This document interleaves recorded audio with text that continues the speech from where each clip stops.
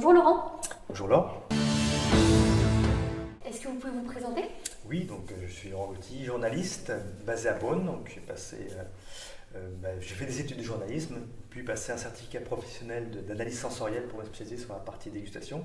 J'ai découvert la Bourgogne et ses vins par le biais de la vente aux enchères des hospices de Beaune en 97. Et voilà, je travaille comme journaliste indépendant pour différentes publications comme la Revue du Vin de France, le Guide d'achat des vins. J'enseigne aussi pour des futurs sommeliers commerciaux dans le monde du vin à l'INSEC, à Beaune et à Lyon. Et j'ai repris également une activité d'édition de cartes et de livres. Donc la collection Pierre Poupon, dont le premier livre date de 1952, donc par intermédiaire de Pierre Poupon, le livre qu'on voit ici. Et la dernière publication de cette activité d'édition, c'est les vins de Bourgogne, les grands crus de Bourgogne, pardon, grands crus de Bourgogne avec une cartographie parcellaire des différents exploitants de grands crus. Une monographie de chacun des terroirs en grand cru en Bourgogne. Voilà. Ok, très bien. Donc vous venez déguster ici, à la cueillerie des Hospices de Nuit depuis longtemps. Est-ce que vous avez senti une évolution depuis que vous êtes venu, depuis le début? Alors, ce qu'on peut sentir, c'est déjà une constante par le travail de Jean-Marc Moron, depuis plus de 30 ans maintenant, à ce domaine, avec une volonté de faire des vins avec une certaine pureté aromatique, bien représentative de leur terroir.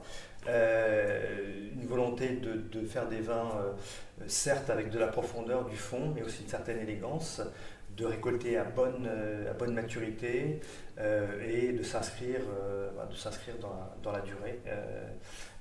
Voilà, donc c'est un travail de précision qui entre tout à fait dans ce qu'on peut trouver aujourd'hui chez les grands domaines bourguignons.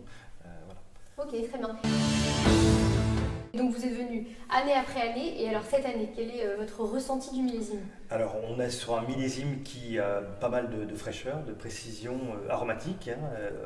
On sait que la météo n'a pas toujours été très simple, mais les températures ont été globalement plus élevées que la moyenne, contrairement à intuitivement ce qu'on pourrait croire. Donc des maturités qui sont là, un travail de tri, de précision en termes de culture de la vigne qui a permis d'obtenir et de réception aussi des raisins, qui a permis de faire des vins qui se figurent historiquement dans les beaux millésimes, alors pas dans les grands millésimes, mais dans les beaux millésimes aux Hospices de Nuit sans aucun doute.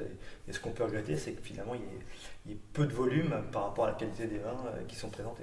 D'accord. Ouais. Et en termes d'évolution, qu'est-ce qu'on peut imaginer sur ce millésime sur 2024? Ce millésime-là?